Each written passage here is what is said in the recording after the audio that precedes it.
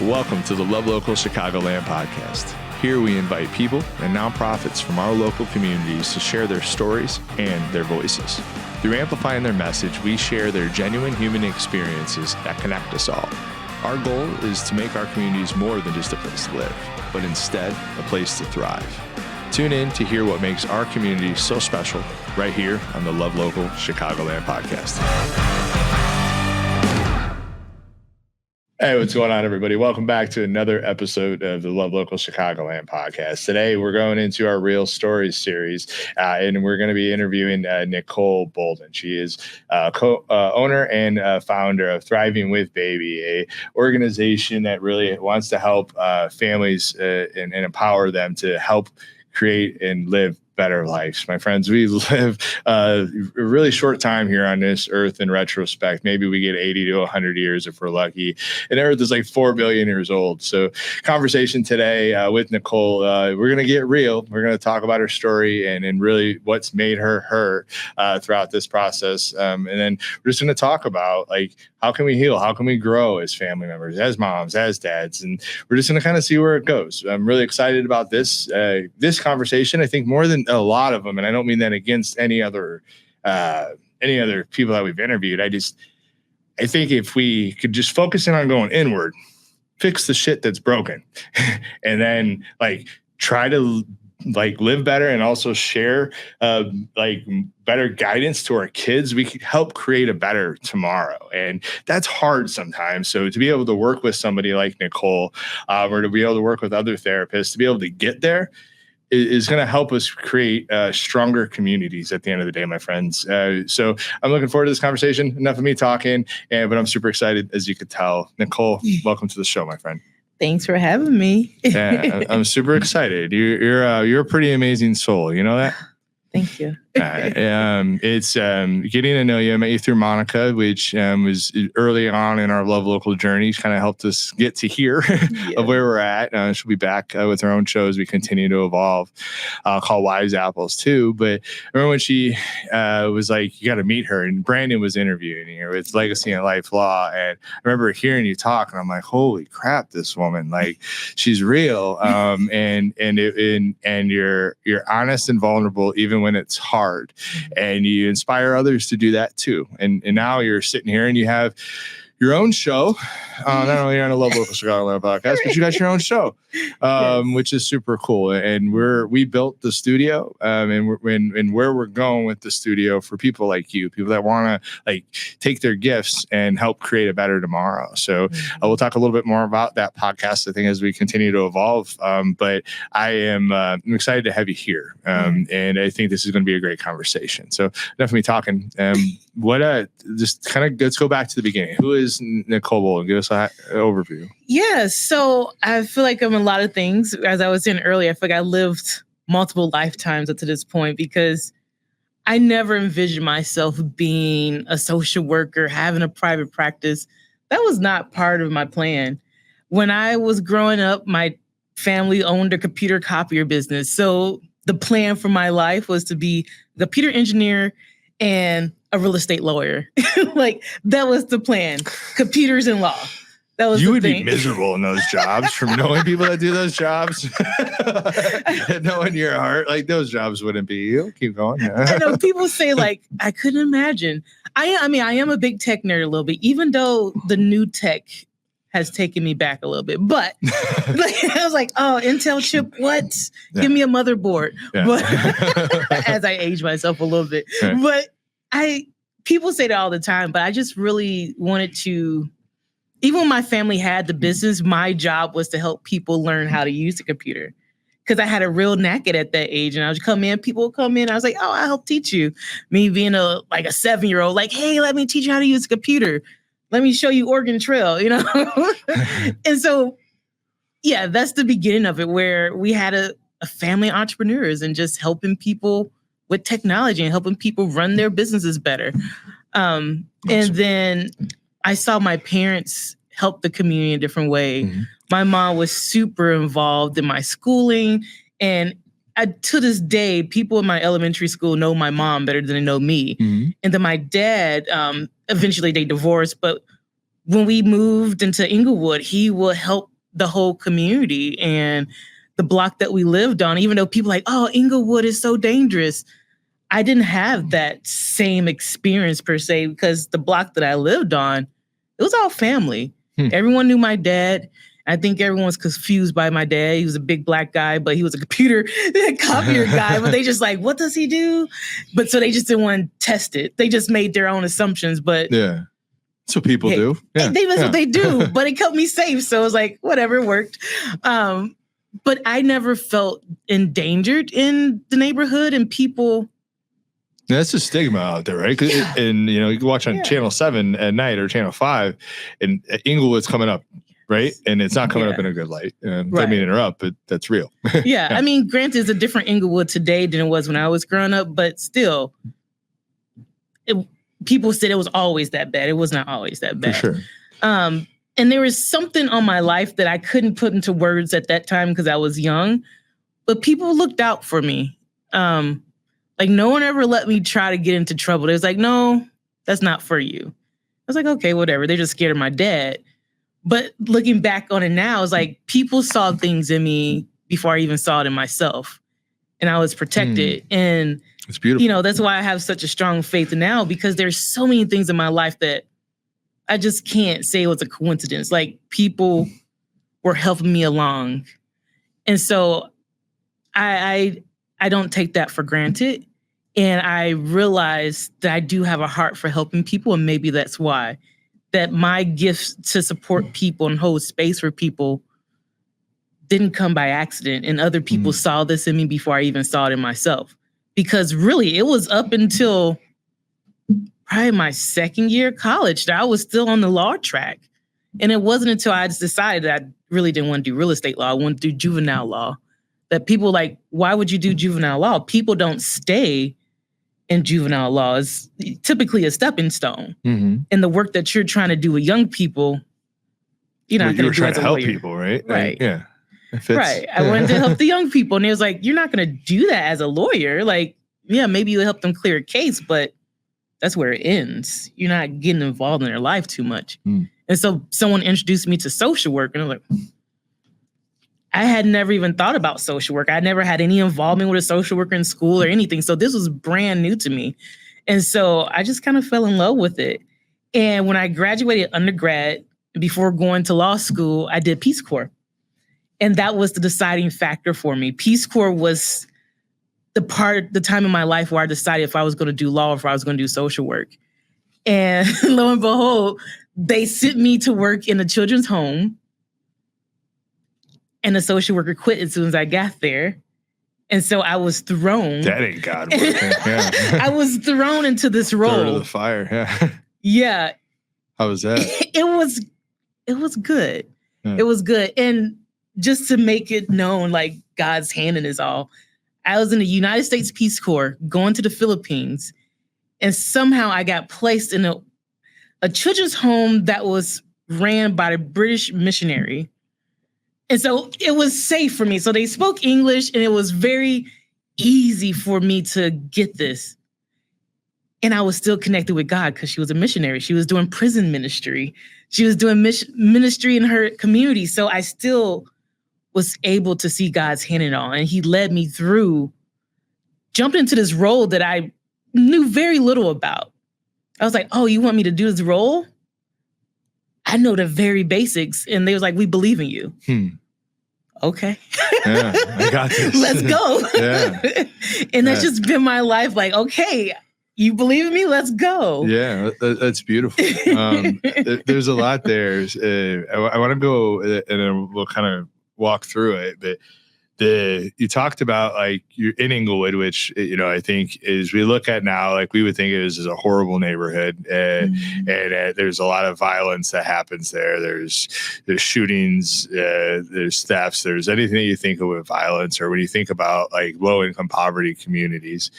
But you talked about your neighborhood and your block was a family. Yeah. And now I sit here and I'm here, and as I see you, I'm like, well, that's beautiful, because, like, that's kind of how you treat other people as family, as people that get close to you. You welcome them in and you take care of them.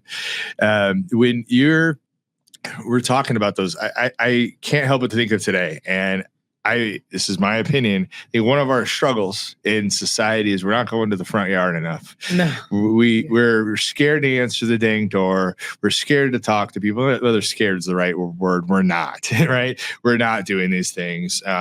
We're fearful in a lot of ways. But what if we just came out to the front yard and just started talking to our neighbors? What type of power could that give us?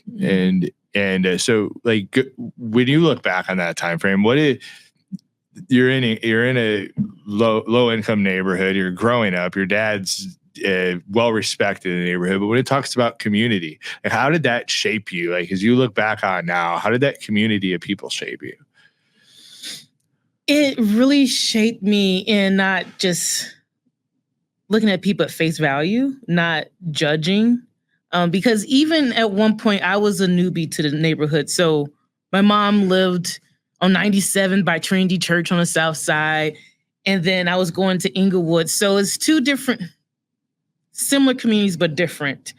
And so people looked at me like, oh, you went to this Catholic school, you're a Catholic school girl, blah, blah, blah. I went to all-girl Catholic high school. And so they still looked at me differently, but they didn't ostracize me. They got a chance to get to know me. I was like, oh, Nicole's fine. She's not going to judge us.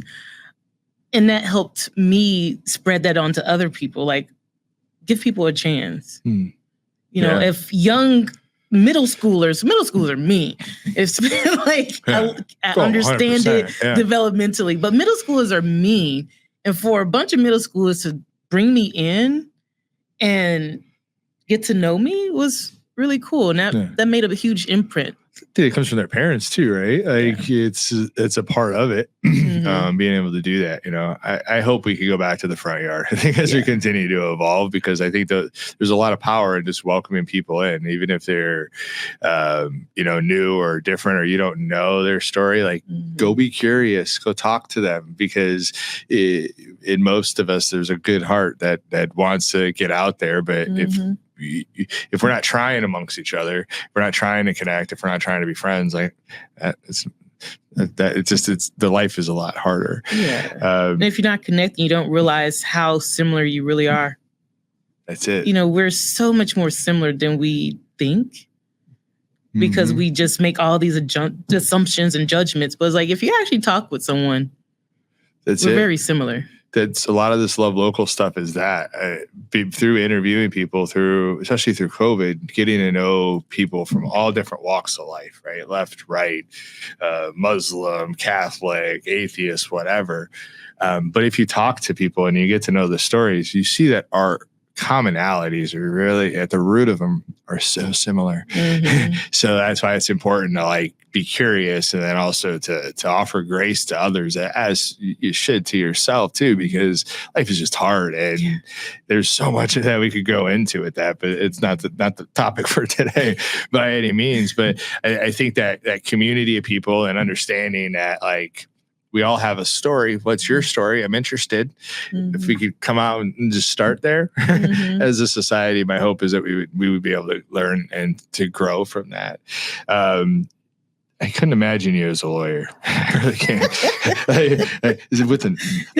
Sitting there in the case, like, I just don't. I think that's a lot of it's because your heart. Nothing against attorneys. Brandon Ayers, a good friend and a huge heart of that. So I'm not saying the attorneys have bad hearts by any means, but I just couldn't imagine you doing that. But the social working thing is interesting to me, because I think that's, like, you truly just care for people. You want to help people. You know, if you could do it for free and still live and eat, I have a feeling you would do that. So you talked about it being making that transition and then going into the Peace Corps. What like in the Peace Corps? Talk a little bit more about, like, the things that you saw that were different from your perspective, and then how does that help you grow? Well, it was a different way of living there.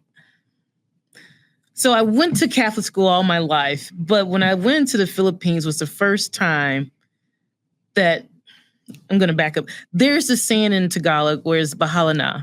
I think that's Tagalog. Where it's like, if it's God's will. And, like, people in the States say something similar, God willing, But when saw it in the Philippines, it meant something different because I saw people go through horrible, devastating things. And they will still have a smile and be like, "Bahala na, we'll still get through it." Like whole communities experiencing joy even amongst the crap. Yeah. Yes. Like a volcano went off and messed up a community, like wiped it out. Just natural disasters would come and they would just rebuild. And yeah, there'll be some sadness, like, dang, that hurts. I lost everything. So there'll be a little bit of sadness, but not deep sadness. And I don't know if this is like people masking because society, their culture expects them to mask, but it didn't feel like it. It didn't feel like it was just this like, well, it's genuine. Yeah, God has us and we will rebuild. And if I don't have it now, I must not needed it. There's wisdom in that. All right. Yeah. I feel like God gives us what we need if we allow him to, right? Or her to, the spirit to, whatever you'd want to say, right? That's beautiful. You know, you got into social work, and like what you went through college, obviously through that, and then like what were some of your jobs along the as you got into where you're at, you know, today? Well, I should also go back when in the Philippines, the children's home was at the top of a hill, and at the bottom of the hill was a red light district. And so, is that like prostitutes, stuff like that? Because that's what I think of. Okay, cool. All right. And so I have a good heart, and this is where the lawyer, I'm like, I'm going to advocate. I'm not going to, I'm very protective of my people. And so I was like, well, my kids have to go down here to take public transportation. Let me get involved and figure out what's happening to help the ladies that are in this situation. And so I got involved with an organization that helped the women that were being trafficked. Some of them were trafficked and some of them were just sex workers. And and there is a difference. Some people choose to be sex workers and then some people are trafficked. And so there's two distinctions. But they worked with both. And so I worked with this organization and really started to understand the human trafficking world and how to really support people coming out of it. And even sex workers, how to support them in staying safe. If that is the work that they're choosing, how do we help them stay safe without judgment? And so I was doing that work and I had actually planned on extending my time in the Philippines, but I'm an only child. My mom was saying, you can do this work here. And I'm sure she was just saying it to get me home. That was her way of saying you can come home now. Because this was going on 3 years at this point. And so I searched, I was like, can I do this at home? And I got a job with Salvation Army in their their fight against human trafficking program. Oh, wow. And so when I came back, I was doing that work in the States. And yeah, I mean, when you work with Salvation Army, you kind of do all hands on deck, whatever help is needed. So I had that program, but also helped with other things. Like I helped with seniors find housing and just various things helping the community.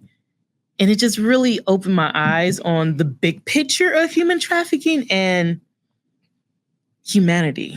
Even though human trafficking is hard work, I really got to see how resilient we are as a people. Because most people, when I tell them that I did that work, they're like, oh my goodness, I couldn't imagine. How'd you do that work?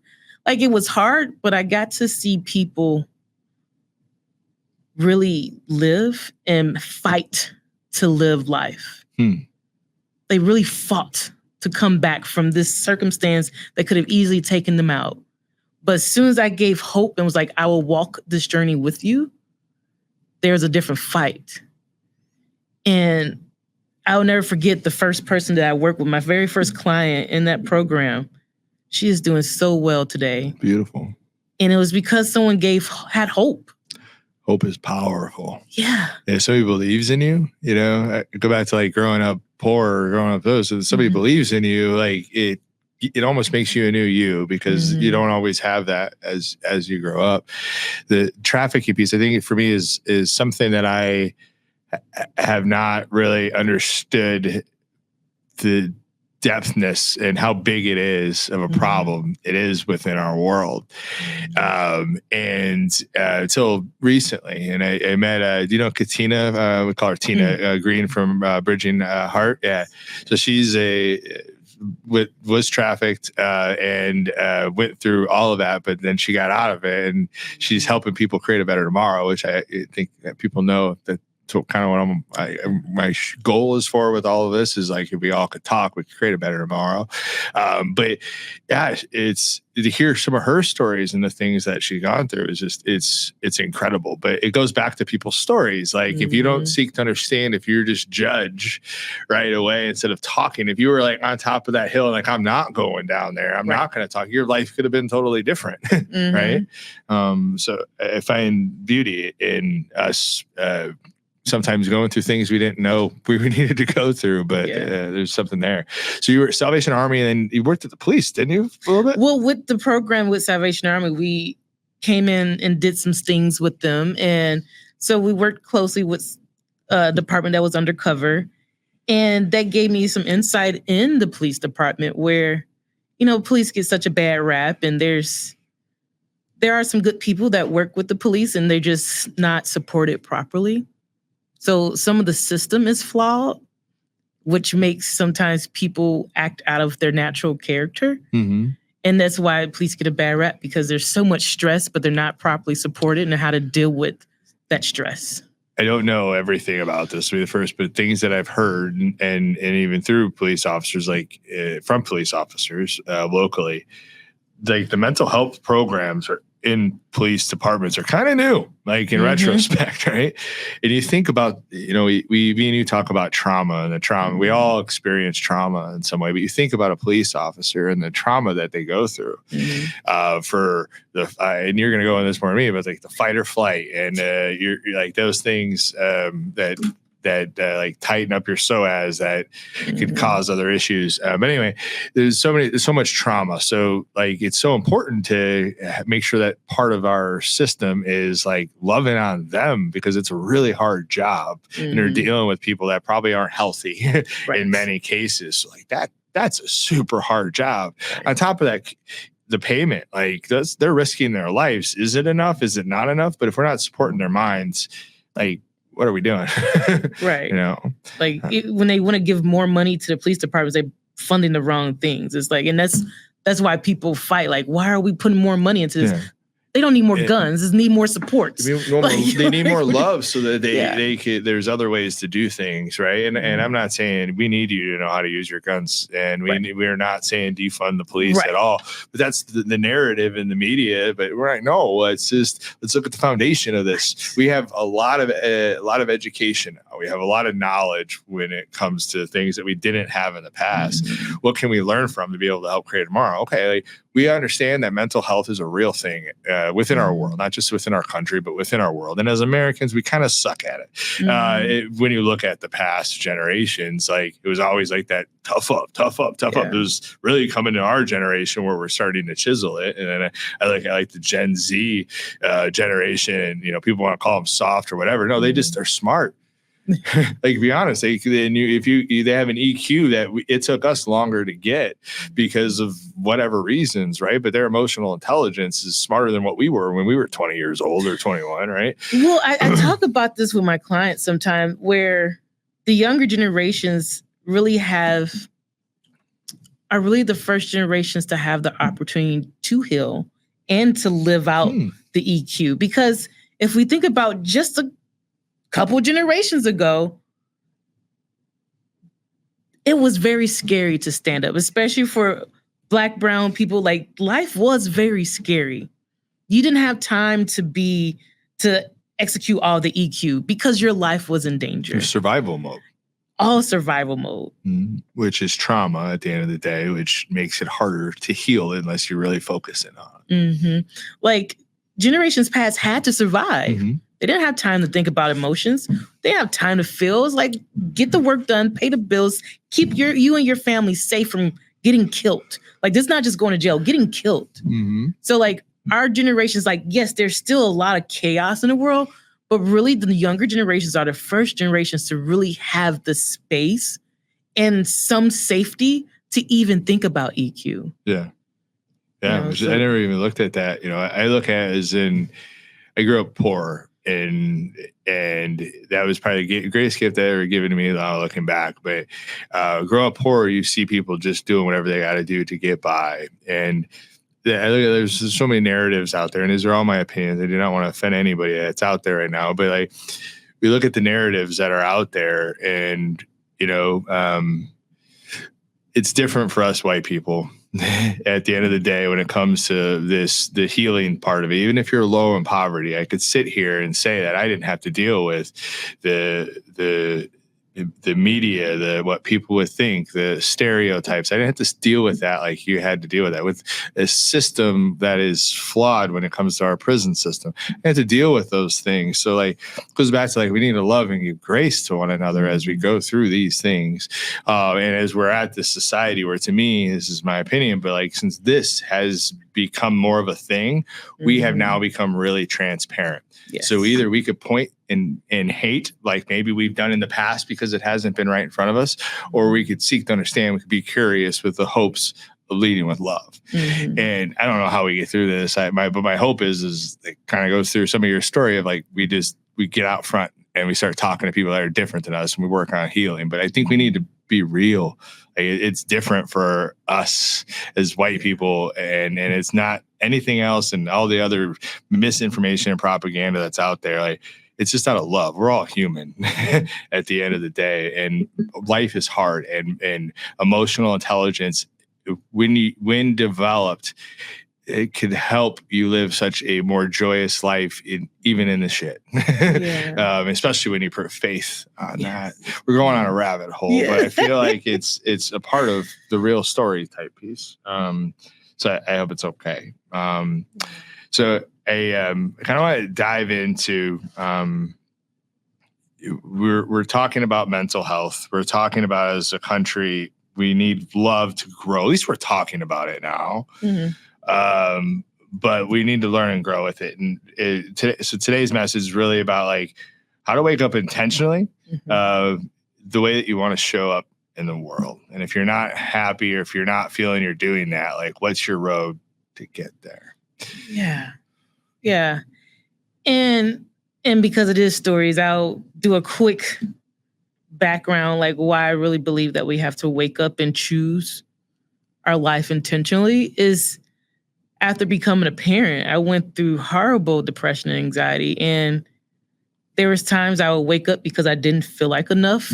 How old are your kids? Give some context. They're 7 and 10. 7 and 10? Okay. Yes. Cool. Keep going. And so I would wake up and really have to say my kids deserve for me to be here, because I didn't feel like a good enough parent. And so it was just like, dude, would they be better off without me? But of course having the little bit of knowledge, not like just because I have the head knowledge doesn't mean you can always talk yourself out of it. Totally, yeah. So just acknowledging sometimes that. A therapist needs a therapist, exactly, right? Exactly. But there is something like seeing my kids are amazing. And I learn a lot of lessons through them, seeing them live. And I was like, no, I have to choose every day to be here. Let me just take one more day. Sometimes that's all we have in us. Like, I can wake up one more day. I can live life one more day. Let me be intentional today. Let me show up for my kids today. Let me show up for myself today. And sometimes that's all you have. A lot of times it's great to have your long-term goals, your short-term goals, but sometimes you get so stuck in the weeds that you have to back up and say, like, how can I show up today? Yeah. How can I just really live today? Yeah. And so, like, that really was the thing to get. Yeah, that's all we have. Because otherwise, you're going to slip deeper and deeper into just being a robot, or fall into a deeper depression. And this is when people make certain decisions to end their life because they fell and it didn't feel like they could get back out. Hope. There's no hope. There's no hope. Yeah. The power in like getting to that in life, but walls hit us differently. Each of our stories is unique, right? But the goal is, if you could live an intentional life, you could be more joyful in it, even if it's not. It's about. Brandon and I talked about it on one of our recent shows. Was like, it's not about. It's about us being able to, learn and grow and evolve into what we're doing, but to be like the goal is like get back to like the inner child type kid that you once were. Like, but sometimes society takes us away from, or becoming a mom. What I'm hearing you describe is that postpartum depression. Yeah. So I don't know much about that. I'm not going to sit here and say that I do. But I've heard people have gone through it. I've heard your story. I've heard other podcasts have come in here, and it sounds like something that's really hard to be able to go through. So how did you work through that and get over that for you to be able to live more of an intentional life, and dive in a little deeper for us? Yeah, I got support, which is very hard for me as an only child. And I'm very loving, but also have ego. And I have this belief that, right, we all have ego. But, you know, I've always been a high achiever. So it's like, I should know better. And so it was very hard for me to get help. And so once I finally did get help and found community, I found community and got to hear other people's perspectives. I allowed other people to pour into me. It helped me reconnect with myself.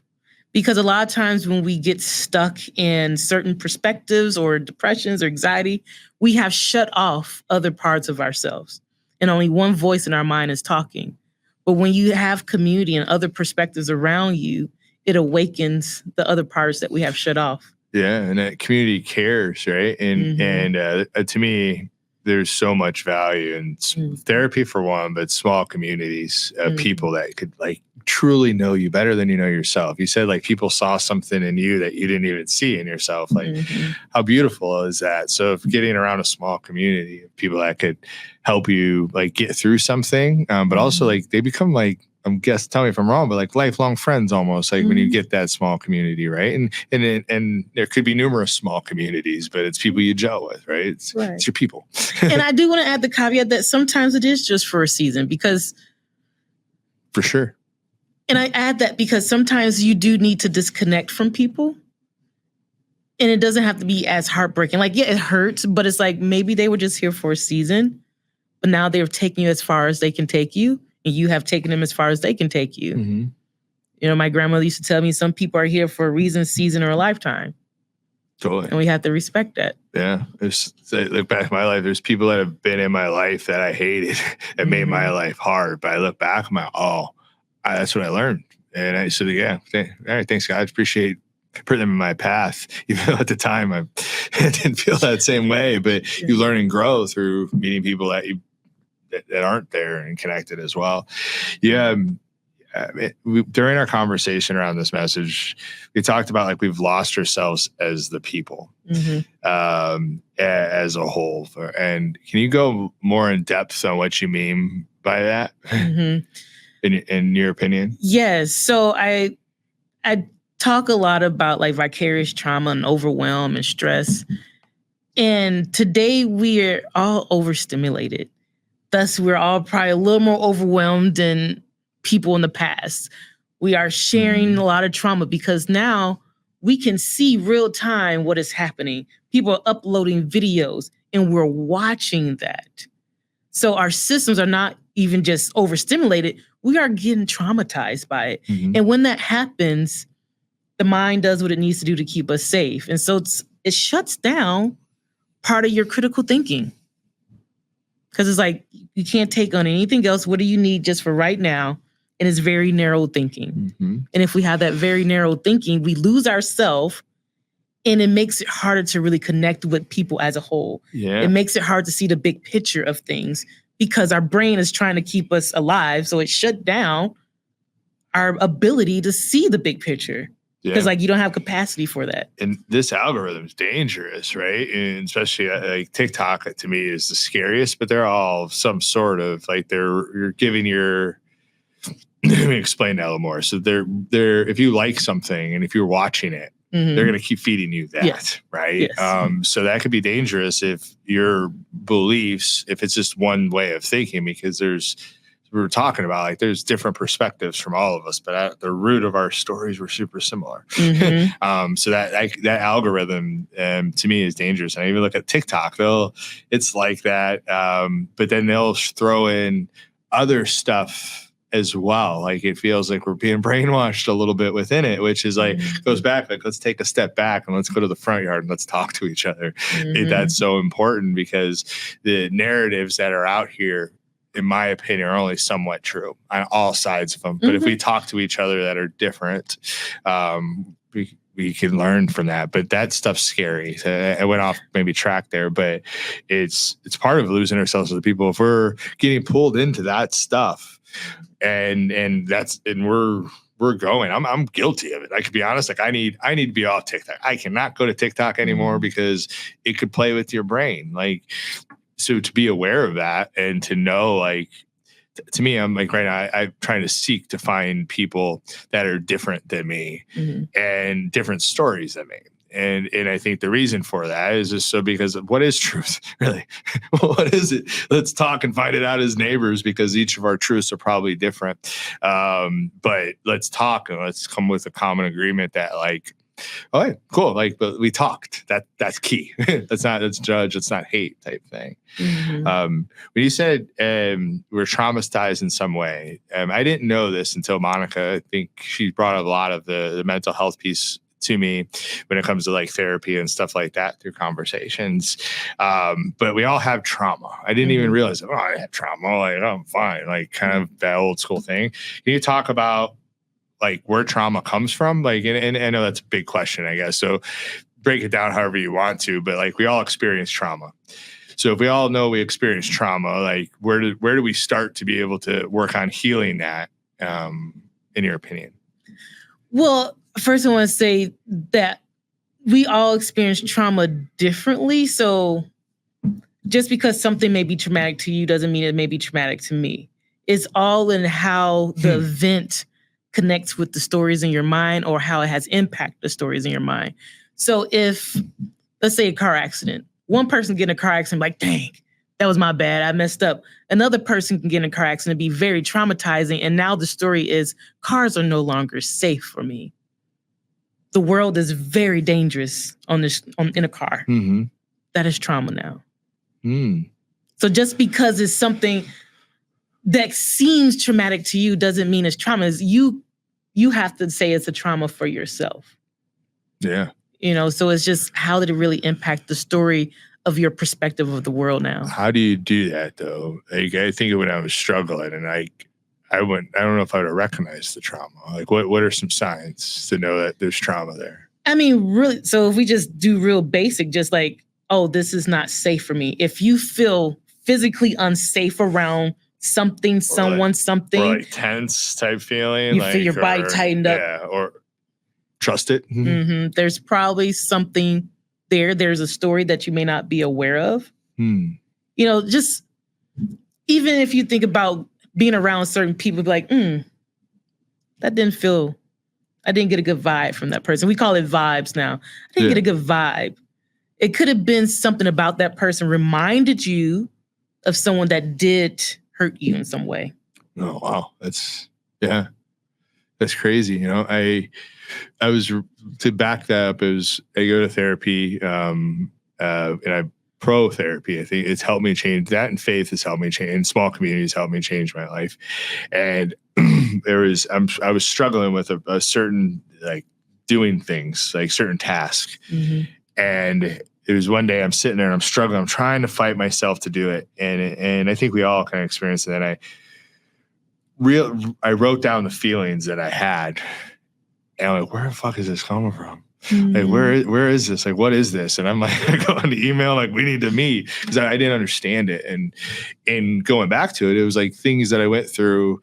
I was treated with love and respect, and love was at the forefront in our family, but in all of us, there is trauma, and there was things that was in me that I was like, I had to realize, and that kind of sucked. And I now I'm content with just like, I want to fix it all because I realize like it feels better. But when you have to go through that, sometimes it's hard to make that step, or it's hard to be like, to look inward. And I was there for most of my life until probably the last 4 years, but there's healing in that. And with healing, there's more joy.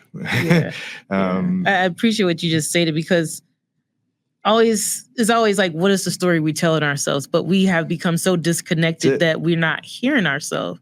It's like, what is the story that's playing back to you? That's where the work is done. Because I can lift you up, encourage you, but if it's not connecting to the story that you're telling yourself, it doesn't matter. If you don't feel safe, you're not connected it. Yeah. It doesn't matter. So like first you have to feel safe, really start to hear the story and then talk back to it. Yeah. And give it evidence. This is where the law part. I'm always like, how are we giving the brain evidence? It's true. And that's, I look at Amy's my therapist and she'll ask questions and then she'll just pause. And I'm like, shit. Because how I answered, I'm like, okay, hear you. Like, but I could not go there early on. I could not. It was a process. But it was a process of healing, right? At the end of the day, that was healing. I was trying to get through whatever the heck I was going through, which we all have. Yeah. That's why it's important to love and to offer grace to one another as we go through things. Everything's so much deeper than what it is on the surface level, usually when it comes to this type of stuff. Yeah, it's a process of feeling safe in your body again. Yeah. This is why finding, if you do want to do therapy, finding the right person is important. Like sure. I can have all the credentials, but if you don't feel safe with me, it doesn't matter. Because it's not going to work, because you're not going to connect. Your wall is not going to come down because you don't feel safe. Yeah. I share my stories, not as sometimes I get nervous, like people are like, oh, he's talking about stuff. No, it's because I've been through shit and I know we could get through it. So I just feel called to talk about it. But I wouldn't go to therapy. And I was on this show being like, go to therapy, everybody. But my ass would not go to therapy. And I was struggling. And I'm really open that 2023 was a year of growing and learning. And I went to a person I had on the show, Amy, and I was like, I know we know each other, but would you be like my therapist? Because I tried other therapists and I don't think they get me. And I just didn't feel like comfortable with that. And she was like, yeah, cool. Which I was like, all right, cool. And it was game on after that. Like she helped me heal and grow, which I don't know if we as like, I go back to like, I don't know if everybody could go there yet, but I pray that you all do, because it does feel better when you're mentally healthy, when you're aware, like go back to that EQ piece as well. Like life is going to be hard. A struggle is going to be a part of this thing. Don't think that it's not going to. Yeah. As you start to reconnect with yourself and you're showing up as the best version of yourself, like, what is it like in your experience? And when you see other people, like what do you see out of those people or yourself as you're growing through those things? Well, the biggest thing, because I feel like people like, oh, they say healing and think it's going to be like, oh, every day is Zen. No, it's still going to be tough. But the biggest part of healing is you recover faster. That's like, I still go through my stuff. I have little kids. Have a business. I do all the things. Have a little bit of ADHD. So I have multiple balls in the air because I do. And so there's times where I still like, why am I doing this? But then I recover. I get back to what I know. I slow down. I go on a silent retreat. I hear myself again. I love that you do those. That's awesome. You can check in with the self-talk. Like, okay, that's okay. Come back. Come back. You're going too far. Come back to yourself. Yeah, that self-talk could be devastating to us. Yes. I was at a SBA event yesterday, Diversity Alliance, and they were talking about talking to our kids about the self-talk and talking about that to them as they're the enemy. That's not, don't listen to that self-talk. Be like, hey man, I'm focusing on getting this thing right now. Get out of here. I'm like, oh, that is genius. Like in that beautiful thing. Go. So I always say the self-talk is there to protect us. We don't really want to fight ourselves too much because you're going to have resistance. You don't have to listen to it, but be like, thank you for showing up. I know this is just a signal. Your emotions are just signals. The self-talk is just a signal. Something's been activated. So if we're constantly resisting it, we're not hearing what it's trying to tell us. It's like, oh, thank you for showing up. Oh, you're afraid that we're going to fail. You're afraid this person's going to judge us. I hear you. we're safe here. Yeah, I butchered what they're saying, but that's what they were saying. Like, have a relationship with it, but like your boss, like if that makes sense. It's kind of what they were saying. Like, they're looking out for you with like human emotions, right? That's what, am I hearing you right? Like that's what that self-talk is. When I think of self-talk, I think of, for one, I'm not nice inside my head. And I've learned and I'm growing with it, but it's something I always struggle with. But Brene Brownbrook, Rising Strong, I think is what it was. It's like 2012, 2013. And she was sharing a story about her and her husband getting into a fight as they're swimming. Have you read the book before? I have, but it's been a while. As they're swimming, and however that came out to be, but what they learned from that is when they were telling themselves different stories. Yeah. And so he was mad at her, or vice versa, however it was. And she was mad at him because she thought this or that. So like the stories they were telling themselves in their head are not accurate. Right?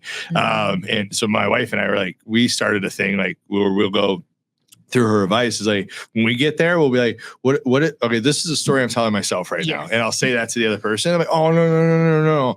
Okay. And then you'll work it out and talk about it. But there's so much power in that, right? Yeah. And it's you also acknowledging what's showing up for you instead of just like, you did this, then we're just blaming. Whereas like, there's something activated in me. Can we talk this through so I can feel safe again? Is it trying to protect you or is it? Yeah. Your brain's number one job is to keep you safe. Yeah. So it's all to protect you. And if it's not good self-talk, typically it's because it's mimicking someone who didn't talk nice to you. Yeah. Which it all makes sense. Right. Yeah. It's usually someone we really respect. So if, there was a parent, aunt, family member, coach, or somebody who was talking to you in a certain way, a lot of times that's how our self-talk comes at us because those are very formative years. And so we mimic those around us. For sure. Yeah. It's in your like subconscious too. I never thought of it that way, but for sure. What advice would you give to somebody going through hard times, struggling? What advice would you give to them? One, where can we find hope? Like, if we can get back to a little bit of joy, is there a show, a song? And I hate to say food because it can go down a slippery slope, but like, what is one thing that can make you smile today? Let's start there. Start there. How can you get outside today? Because nature is powerful. And sometimes we literally need to get up to change our perspective. Like if we sit in the same position, the same house, same chair, same clothes, you're just going to have the same tape running. But sometimes getting up, taking a shower, and just walking around the block, that alone can shift your perspective. And it can be so hard if you're depressed. It's like, I don't have the energy to do it. And this is where you do have to talk like, no, I need to do this. Yeah. I need to do this. I need to show up for myself today. Yes. Quiet yourself, little mean guy right now. Yeah, totally. It's beautiful. You said, this is quoted from you, if we all connect with who we are authentically, our communities will heal and grow. What dive into that, and why is that a quote of yours? So I have this thing. It's gonna be a long-winded one, a little bit, not super long. But I really believe that change, in order to have change, you have to have self-care. If you have self-care, you're starting to reconnect with yourself. The more you're kind to yourself, the more you're gonna be kind to others. And so if you're showing up as your authentic self, that gives other people around you to feel safe to show up as their authentic self. The masks are down. And if we're all coming together as our real selves, then real change can happen because now our brains are open. We're not just stuck in this narrow perspective because safety is there. Our brains are not as overwhelmed. Trauma is not activated. So now we have full access to our brain, to a full perspective. We're not just like, we haven't lost, our critical thinking skills are back. Yeah. And so now we can receive people and hold space for people and say like, oh, I see where you're coming from. Even if you don't agree, you can at least say like, oh, I see why you would think that. Okay, I get that. Yeah, totally. And I don't have to feel like, you're threatening me. It's like, oh, that was your experience. And that makes a lot of sense why you have that perspective. Okay. Yeah. There's so much in that. I was at a giving group event last week, and I was talking with a vet. It was for Midwest Veterans Closet. And I was talking to a man with different views than mine, different generation than mine, a veteran. And we were like, people shouldn't go, but we're telling people not to go. All right. And he started talking about politics. We started talking about within that religion. And I struggle because I'm like, why are we divided? Can we just talk to each other? And I see the division in religion, and I see it within our political system. And I'm like, can we just talk? Go back to like loving our neighbors. And we talked for an hour while we're waiting for like this thing to come. And it was honestly, no offense, it's one of the best conversations that I've had in a long time, because it was, I've been feeling like I just want to talk to people that are different for me, but it's for that reason. And I've gone through different experiences than me, because when I talk to them, I'm like, oh, well, I see why you would say that. Well, this is why I think what I think. Right. And it was just this like not judging, fruitful conversation where I think we both came out of it like better for it. And we didn't agree on everything when we left the table. Neither of us were trying to like push our points over the top. We just listened, and we were curious, and we asked more questions. Right. And I was like blown away by that. But it to me, I think we need that in our society right now. Yeah. And that's why I left it so towards our last thing. Like, we need to get into, if you're being angry at somebody, if you're being hateful towards somebody, like, go in and try to figure it out, because I'm guessing that's where it comes from. You're the therapist, but in my experience, when I'm angry, when I'm upset, it's because it's something triggered me and I'm trying to protect what I think is right or whatever that is. And that's not always right. Yeah. And I saw that firsthand. We were traveling via RV 2020 and 2021. There was a whole lot of stuff happening in that time. And there's not a whole lot of people that look like me who were RVing the same route that we were. And so we were put in a lot of positions where we were asked certain questions, but people felt safe asking us because they assumed because we were RVing that we probably thought the same. They like, RVers think this way, so they felt safe around us. But you met my husband. We both are kind of like loving people. So most people feel safe asking us random questions. And so we got to talk with that people. Smile right there. Right. Yeah. We got to talk with people, and they were like, oh, this and that. And we got to see a lot of the country that we have never seen before. And like, think of California. California's a lot of farm and rural land. But I think of California, I just think of LA and like the big cities. And that's why a lot of people are mad, because they're like, we're forgotten and we're the majority, but these smaller populations get to rule. It's like, oh, I can understand that, because I had no idea this was what this landscape looked like. Totally. I really didn't. Yeah. And so it's like, oh, I guess I would feel a type of way too if my culture was forgotten. Yeah. And none of us want that. Like, I hope. I truly hope that. Like, I think what makes us unique as humans is our different cultures and where we come from. And America is different because it's this mishmash of just people from everywhere. So to come from a place of just wanting the best for people, want them to be their authentic selves, and to seek others' opinions through, and be curious with people that are different than yourselves. I think there's so much beauty and power in that. My hope and prayer is a whole that we could get there, but it starts with loving our neighbor. Yes. You got an amazing podcast coming up that's getting ready to launch. As we continue or get closer to wrapping up, can you tell our audience a little bit about this podcast? Yes, it's called Emboldened to Thrive. It's a play off my last name, but embolden literally means like to give, to empower, to give you the courage to be bold. And so like the Emboldened to Thrive is to hold space for people so they can have that safety, so they can thrive in life and not just survive. Because so many people are just walking every day. They're alive, but they're not living. Yeah. They're living. I want to share this one quote because it's hit me. Not living. They're alive, but not living. Share. Yeah.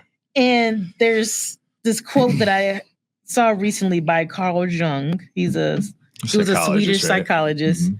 And it says the greatest burden a child must bear is the unlived life of its parents. Whoa. And it just hit me. It hit me because so often we encourage our kids to do something because it's our second chance of living, or our kids have to see us sacrifice and be sad and just live to pay bills because we want to give them everything. Kids, they can feel that. They want your time. Right. Yeah. They want your time. They want your love. They want to do what you do. They want you to model it, not just tell them what to do. Totally. But if we're sacrificing everything for our kids, we're not modeling. Shit. Exactly. Totally. Yeah. And so, and that even goes for people who work with others. So even if you don't have kids, this still kind of apply because you're going to put some of it off on your clients, the people that you work with. So it's like, how are you living your life? What do you need to feel safe in yourself again so that you can actually live? Yeah. And that's the type of space I'm trying to hold for people. I think you're on to something. I truly do think you do. And I think podcast is just a piece of it. I know you're doing a lot of great things in the community too. But I think, we talk about a better tomorrow. I think going that route and trying to heal ourselves and working through the hard stuff, because it's definitely hard, can make our communities, with us being our authentic selves, can make our community stronger for the next generation, can make our families stronger for the next generation. But it's going to, we're learning a lot this generation. So we need to take it in, learn it, grow it, but with the hopes of being able to create that better tomorrow. But I appreciate you. I hope, I hope beautiful things continue to happen for you. Where can people learn more about you if they want to connect? Yes. So I'm on Instagram, Thriving with Baby Chicago, LinkedIn, Thriving with Baby, or you can follow my personal page, Nicole Bolden.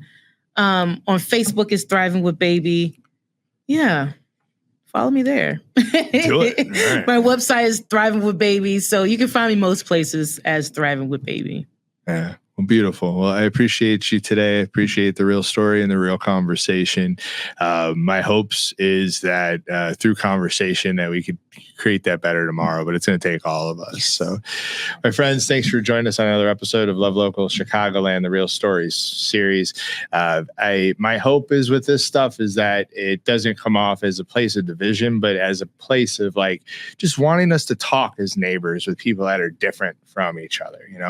We're different. We all go through our different perspectives, but at the root of it, I truly believe we all have good hearts, but we dealt with shit as humans. There's trauma that we've gone through that we need to learn from, that we need to grow from. So appreciate you. And more than you all know, we'll see you on the next episode, my friends. Peace.